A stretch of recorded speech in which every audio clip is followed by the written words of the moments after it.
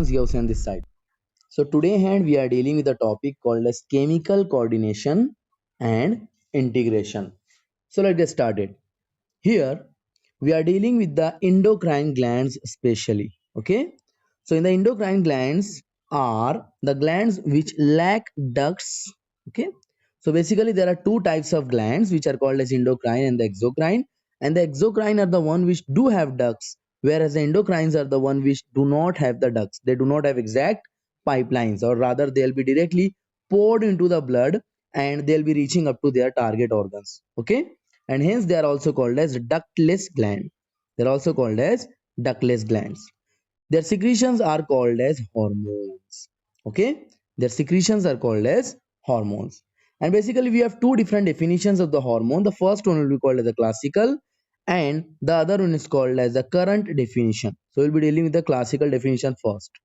So the classical definition says that the hormone is a chemical which is produced by endocrine gland and is released into the blood and transported to a distantly located target organ. Hormones are the chemical which are poured in the blood and they are transported to a distantly located target organ. And the current definition is saying that the hormones are non-nutrient. They are non-nutrient chemicals which act as intercellular messengers and are produced in trace amount.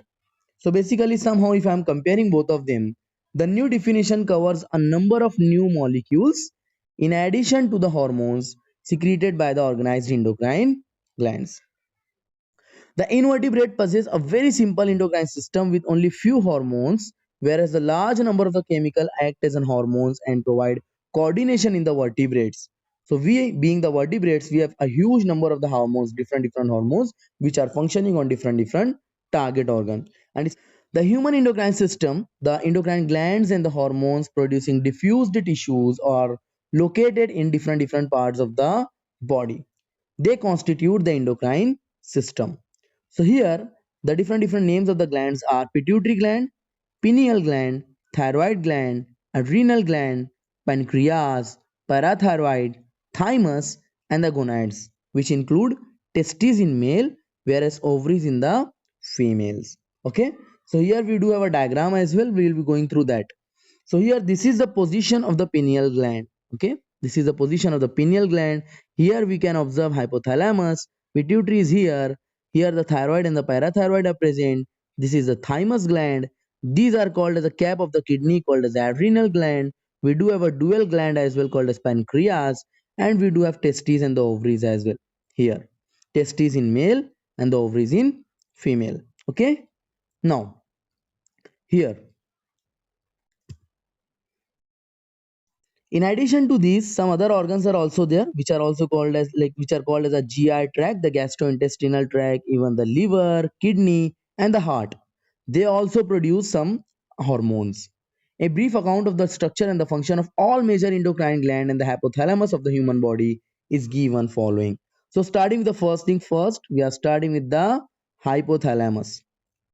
So here, as we already know that the hypothalamus is the basal part of the diencephalon which is present in the forebrain. Okay, it is a basal part of the diencephalon which is present in the forebrain and it regulates a wide spectrum of body functions. Okay, now it contains several group of the neurosecretory cells called as nuclei. Okay, so the hypothalamus contains several groups of the neurosecretory cells called as nuclei which are responsible for the production of hormones, and these hormones are responsible for the regulation of synthesis and the secretion of pituitary hormones. Please do remember the case that the pituitary is controlled by hypothalamus. I repeat, pituitary is controlled by hypothalamus, or rather the other name for the pituitary is hypophysis is controlled by hypothalamus. Okay, deal with. Now the hormones produced by the hypothalamus are of two types. Okay, here they are also called as releasing hormone which are stimulating the secretion and inhibiting hormone which are inhibiting the secretion.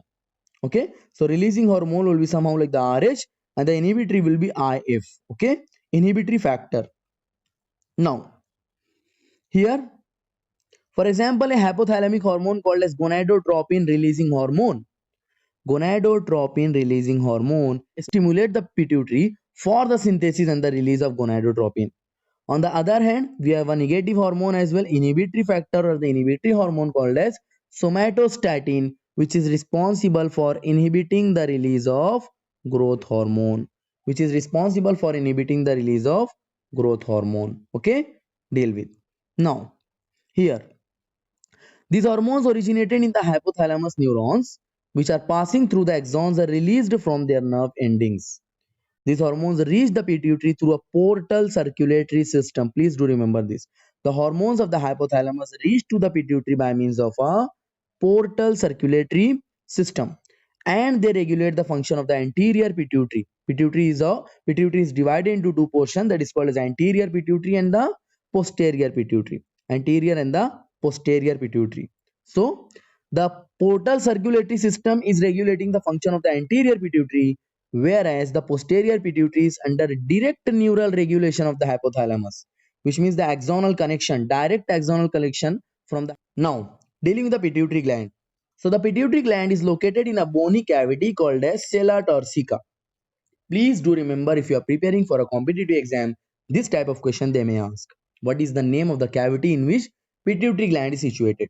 So it is present in the sella turcica, and it is attached to the hypothalamus by means of a stalk.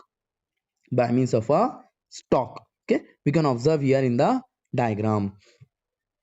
It is divided anatomically into two portions called as adenohypophysis and neurohypophysis. Adenohypophysis and neurohypophysis. So adenohypophysis consists of two portions, that is called as a pars distalis and pars tuberalis. Pars distalis and pars intermedia. Okay, pars distalis and the pars intermedia. So here we can observe the anterior pituitary. This one is the anterior pituitary. I'll be just okay. So this is the anterior pituitary. Here we are having the pars distalis as well and the pars intermedia as well. And the pars distalis region of the pituitary is commonly called as the anterior pituitary. Here you can observe the anterior pituitary. Okay, so this portion is called as anterior pituitary, which is responsible for the production of a lot of different hormones, that is called as a growth hormone, prolactin, that is called as PRL, even the thyroid stimulating hormone TSH, adrenocorticotropic hormone ACTH, luteinizing hormone LH, and follicle stimulating hormone FSH. Whereas the pars intermedia, the second portion of the adenohypophysis, is responsible for secretion of only one single hormone, that is called as melanocyte stimulating hormone called as MSH. Okay, whereas the pars distalis, okay, whereas however the human pars intermedia is almost merged with the pars distalis.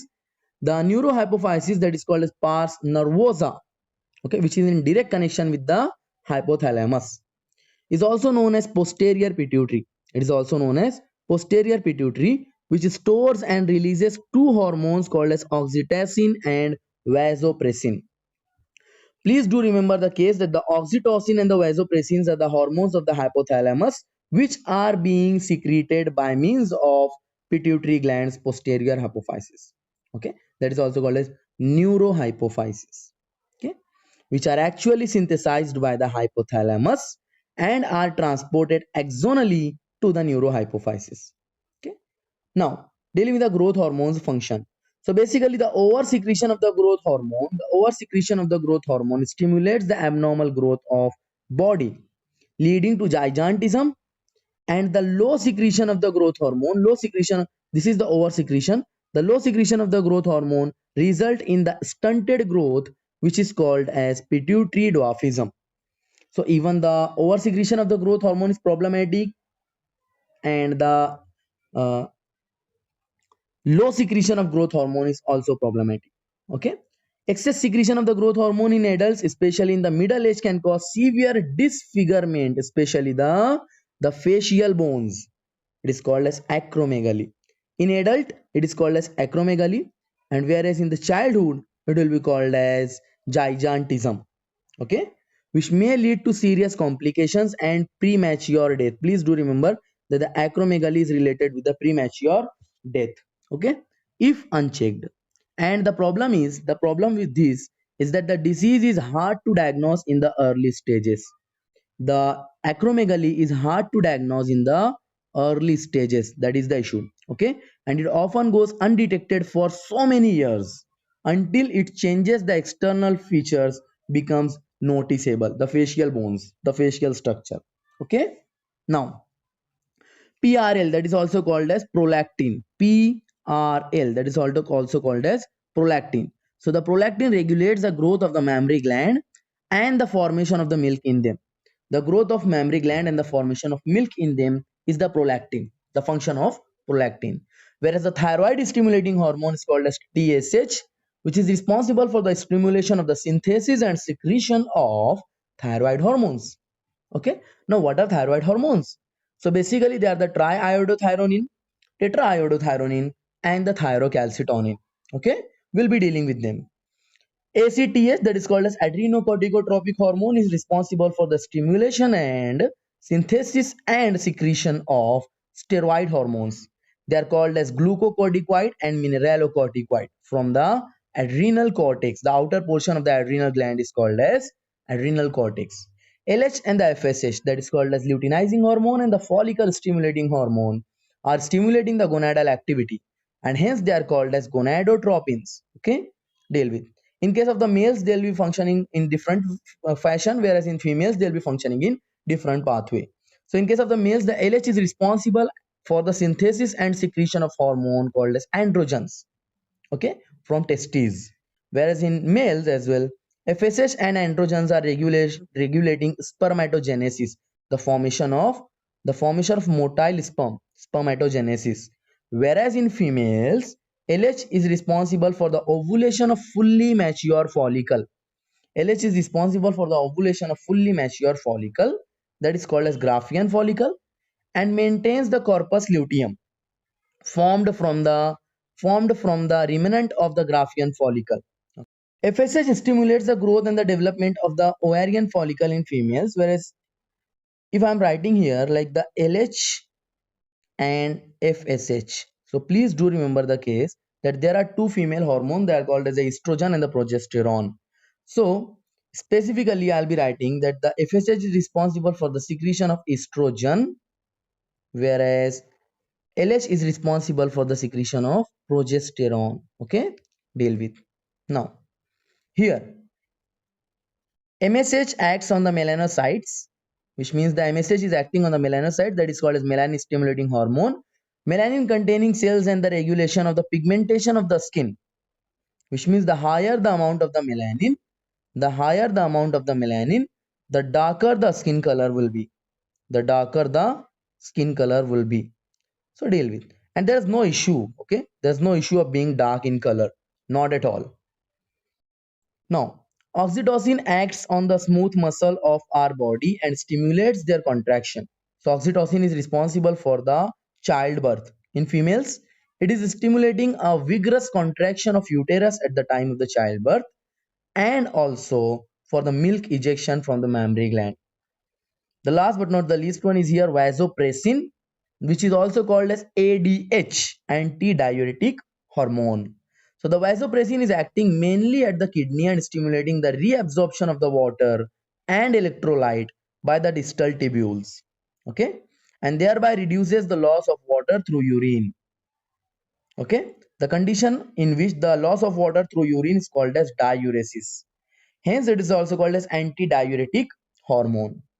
Now, an impairment affecting the synthesis or release of antidiuretic hormone results in a diminished ability of the kidney to conserve water, leading to water loss and dehydration.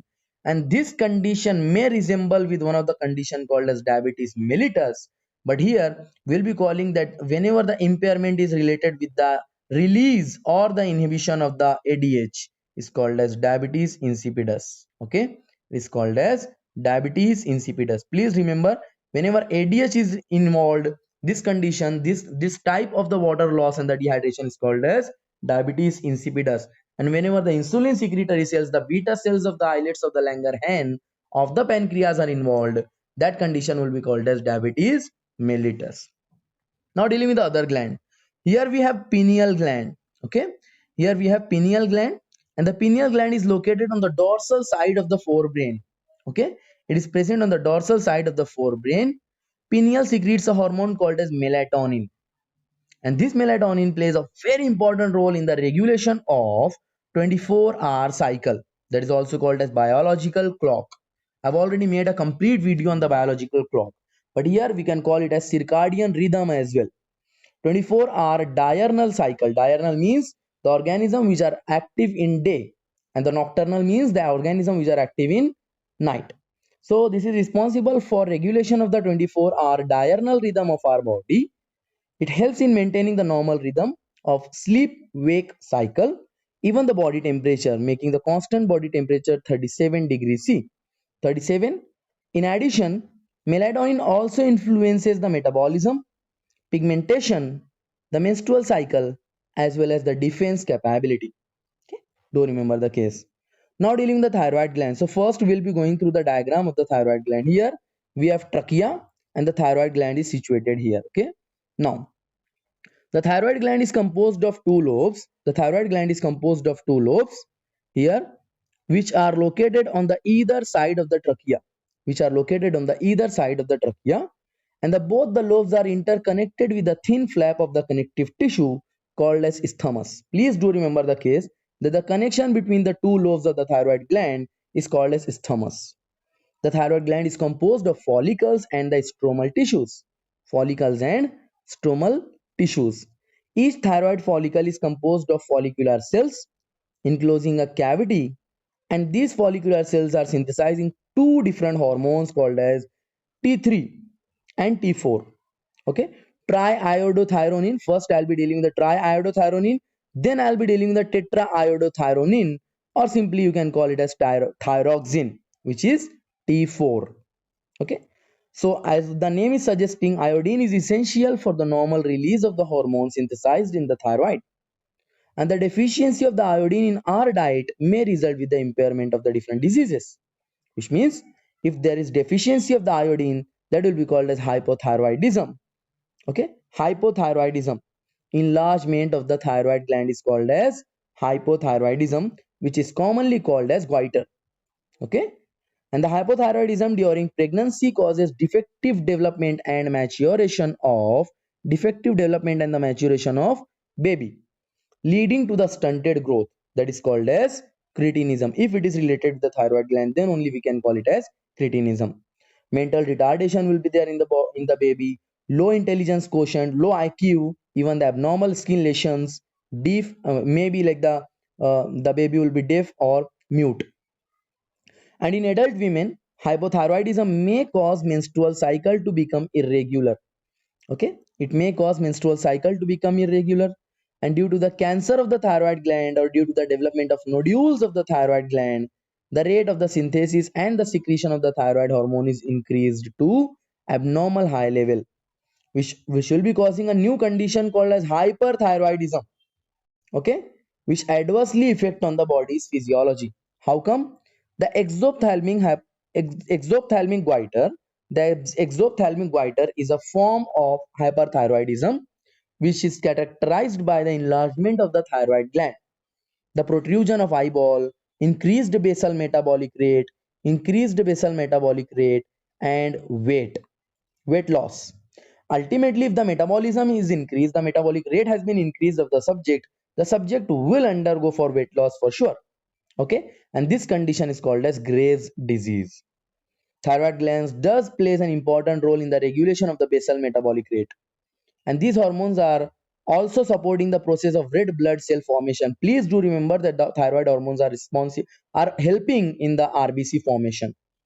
Thyroid hormones are controlling the metabolism of the carbohydrate, protein, and the fat as well. LPC. Okay. Maintenance of the water and the electrolyte balance is also influenced by thyroid hormone. Please do remember these lines, they are very important. Thyroid glands also secrete a protein hormone called as thyrocalcitonin, or in simply we can call it as calcitonin, which is responsible for the blood calcium level.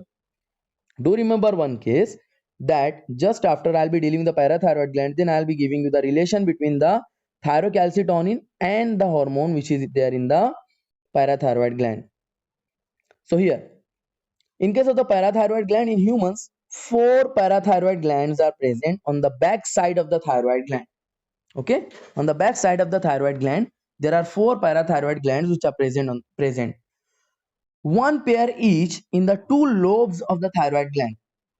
We have already dealt with the diagram. The parathyroid gland secrete a peptide hormone called as parathyroid hormone, or you can call it as parathormone.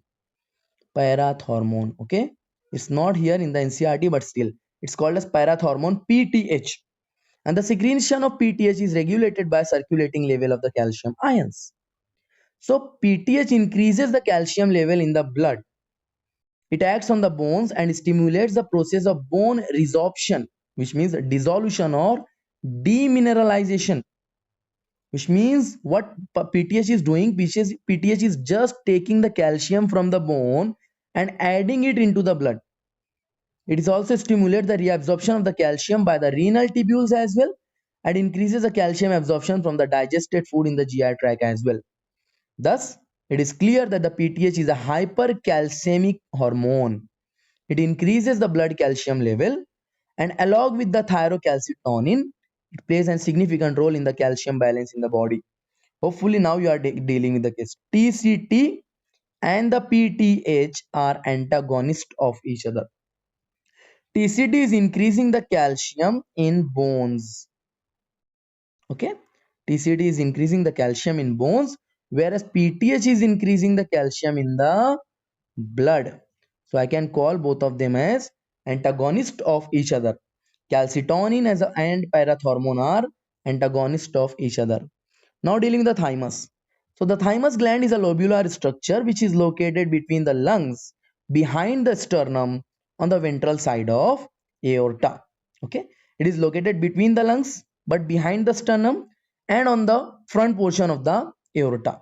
So the thymus plays a major role in the development of the immune system. How come? This gland secretes the peptide hormone called as thymosin. So the secretion of the thymus is thymosin, which is playing a major role in the differentiation of the T lymphocyte. Yes, we have only two types of lymphocytes, that is the T lymphocyte and the B lymphocyte. So the T lymphocyte, which provides the cell mediated immunity, and in addition, thymosin also plays an important role for the production of the antibody to produce humoral immunity. So both the types of the immunity, the cell mediated as well and the humoral immunity as well. Thymus is degenerated in the old individual more than 30 years of the age.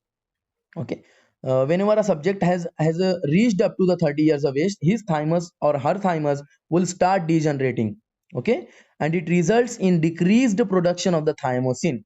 And whenever we are observing the decreased production of thymosin, as a result, the immune response of the old person becomes weak and weak and weak. Now dealing with one of the important glands of all time, named as adrenal gland. So here our body has one pair of adrenal gland, which means we have two adrenal glands on the anterior part of each kidney. So I can call the adrenal gland as a cap of kidney. I always call the cap of kidney. The gland is composed of two types of tissue. The centrally located tissue is called as adrenal medulla, and the outside is called as adrenal cortex. Each and every organ you can divide into two portions, cortex and the medulla. So here the underproduction of the hormones by the adrenal cortex alters the carbohydrate metabolism, causing acute weakness and fatigue, leading to a disease called as Addison's disease. Do remember one case, that whenever the adrenal cortex is not producing enough amount of the hormone, the subject will undergo carbohydrate metabolism alternation, which means it will not have the proper carbohydrate metabolism, and which will be resulting as the acute weakness. The subject will be feeling weakness and fatigue as well. Okay, the difference between the fatigue and the tiredness is that whenever you are feeling tired, when you are going for rest, and whenever you are taking, like you, after taking 8 to 10 hours of sleep, you will be fresh. But whenever you are feeling fatigue, sleep cannot play an important role and making you fresh again. Okay, so this condition is called as Addison's disease. So here we are dealing with the diagrammatic portion. This is kidney basically, correct? This is kidney, and this is the cap of kidney called as adrenal gland. And we have already discussed that the outer portion is called as the cortex and the inner portion is the medulla. So now the adrenal medulla secretes two hormones called as adrenaline or epinephrine and noradrenaline or norepinephrine.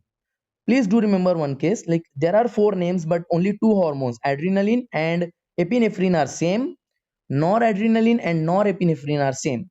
and both of them are having only one methyl group difference. Okay, deal with. Rather, it should be CH3, but still in combined form, like you can write CH2. So adrenaline is having one extra methyl group in them. Okay, and one more case, the adrenaline is more related with the heart function, whereas the noradrenaline or the norepinephrine is more related with the blood functions. Okay, deal with. They are commonly called as catecholamines. Okay, catecholamines pronunciation. Adrenaline and noradrenaline are rapidly secreted in response to stress of any kind and during emergency situation. Hence, they are called as emergency hormones or the hormones of fight and flight. Hormones of fight or flight, depending on your own personality. Either you are fighting in the situation or you are flying away from the situation. It depends on you. But the hormone will secrete for sure. These hormones increase alertness. Even our pupils become dilated, pupillary dilation, piloerection, which is the raising of the hairs on the body, sweating, and etc. etc. And both the hormones are responsible for increasing the heartbeat, the strength of the heart contraction, and the rate of respiration also. These catecholamines are also stimulating the breakdown of glycogen, resulting in the increased concentration of glucose in the blood. And in addition, they also stimulate the breakdown of the lipid and the protein. So LPC breakdown catecholamines. The adrenal cortex, the outer portion, can be divided into three layers that is called as zona reticularis, zona fasciculata, and the zona glomerulosa from inside out. The innermost is reticularis, the middle one is fasciculata, and the glomerulosa is the outer layer. The adrenal cortex secretes many hormones which are commonly called as corticoids. Okay? And the corticoids which are involved in the carbohydrate metabolism are called as glucocorticoid. Okay, and in our body, cortisol is the main glucocorticoid. So whenever we are dealing with the corticoids, we'll be dealing with the cortisol. Okay, corticoids which regulate the balance of the water and the electrolytes in our body are called as mineralocorticoids. So two names we are observing here, like the corticoids are of two types: glucocorticoid which are related with the carbohydrate metabolism, whereas the mineralocorticoid is also there, which is responsible for balancing the water and the electrolyte. The aldosterone is the main mineralocorticoid in our body. Aldosterone is the main mineralocorticoid in our body. And here the glucocorticoids are stimulating the gluconeogenesis. Okay, the formation of glucose other than the carbohydrate. Gluconeogenesis, lipolysis, the breakdown of lipid, and proteolysis, the breakdown of protein. And they are inhibiting the cellular uptake and utilization of amino acids. Again, the glucocorticoids are stimulating the gluconeogenesis, lipolysis, and the proteolysis, and they are inhibiting the cellular uptake and the utilization of amino acids. Cortisol is also involved in maintaining the cardiovascular system as well as the kidney functions. Please do remember the case that the cortisol is also involved in maintenance of the cardiovascular system and the kidney functions.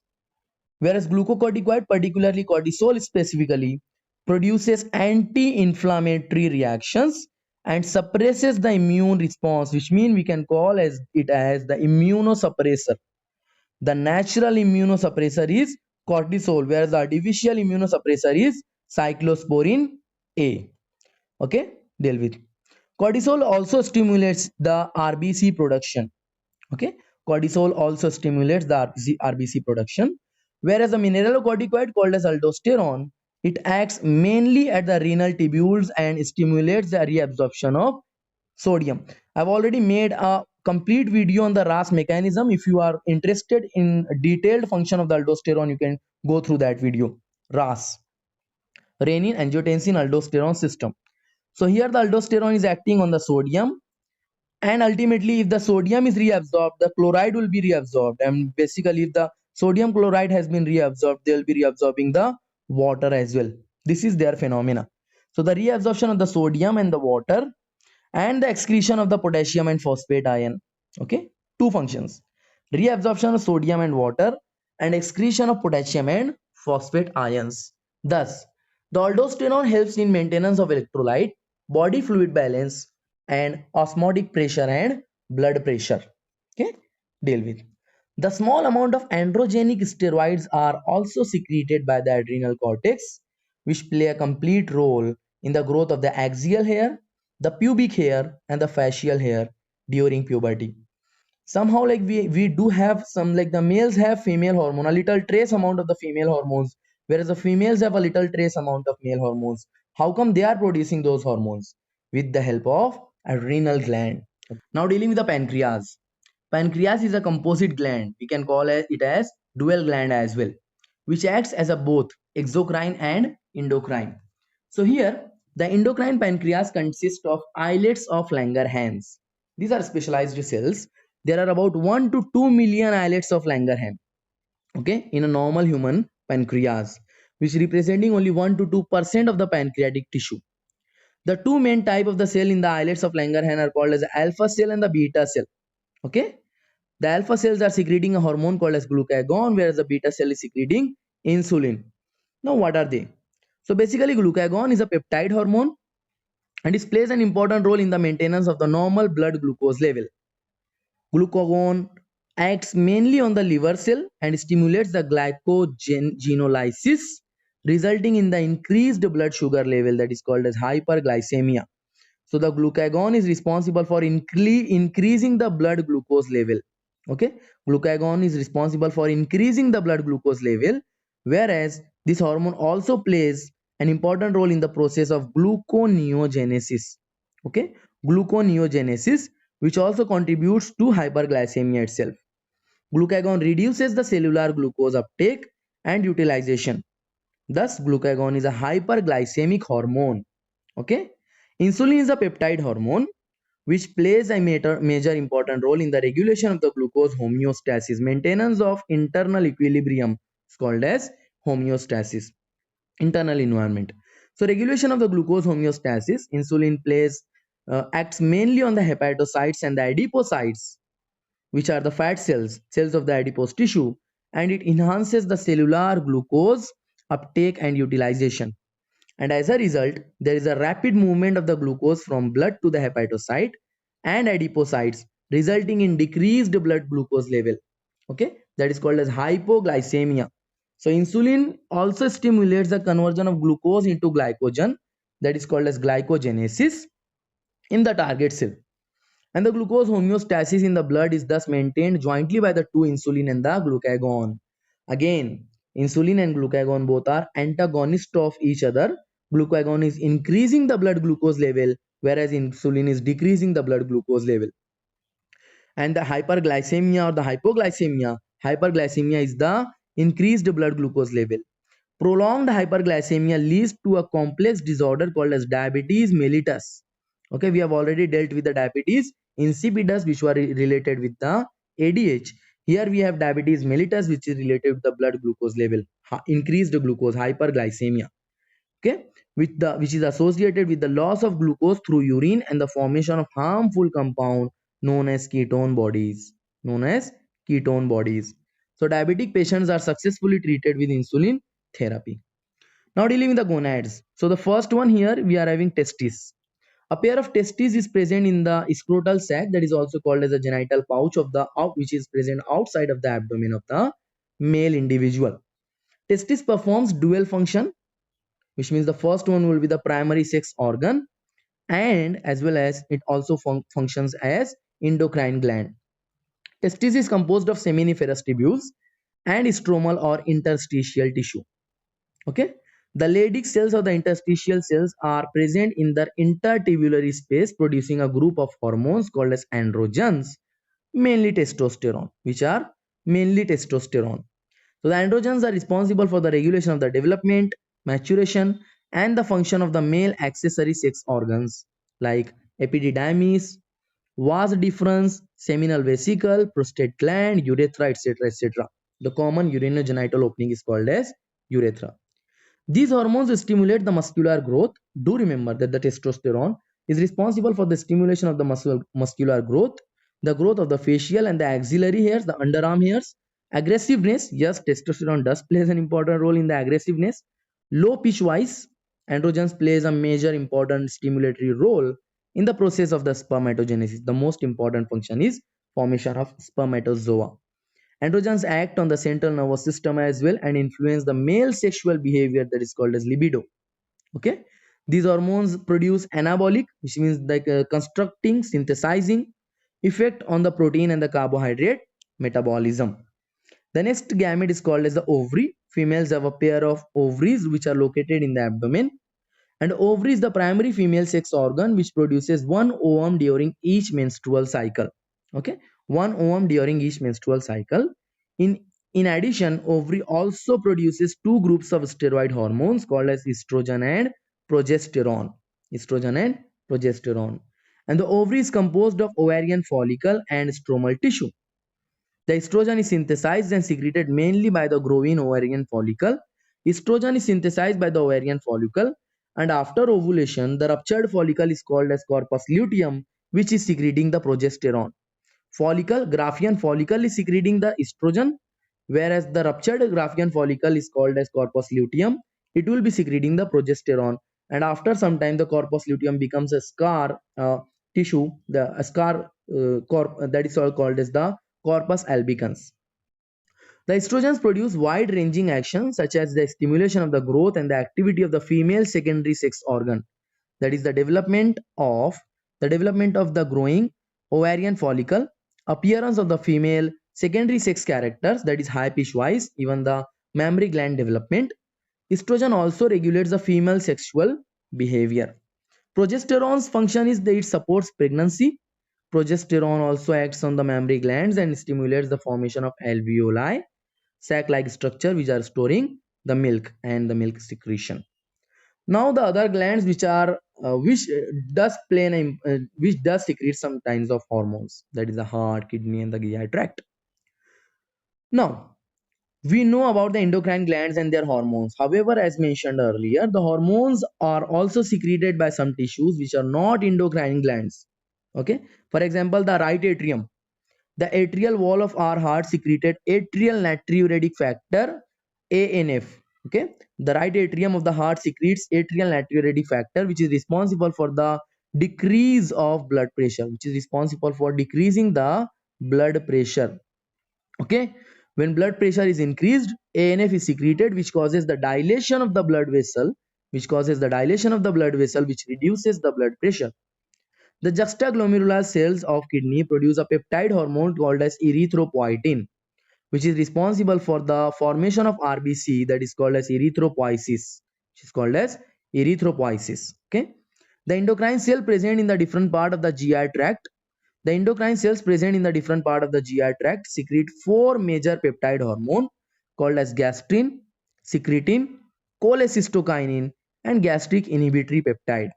Okay, four hormones: gastrin, secretin, cholecystokinin, that is also called as CCK, and the gastric inhibitory peptide, that is called as GIP. Dealing with their functions now. So the function of the gastrin is it acts on the gastric glands and stimulates the secretion of hydrochloric acid and pepsinogen.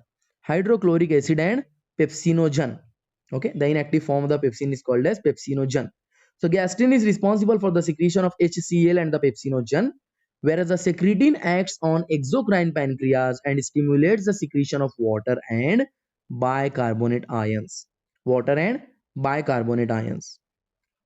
CCK, cholecystokinin, acts on both pancreas and the gallbladder, and it stimulates the secretion of the pancreatic enzyme and bile juice. Respectively, gastric inhibitory peptide GIP inhibits the gastric secretion and the motility. So here, several other non-endocrine tissues secrete hormone called as growth factor. These factors are essential for the normal growth of tissue and their repairing regeneration. Okay, hopefully this lecture has been beneficial for you guys. We have completed the total chemical coordination and integration here in this one shot. Okay, thank you very much for your so much support. If you do have any kind of questions, you can ask me there in the comment section as well. Thank you.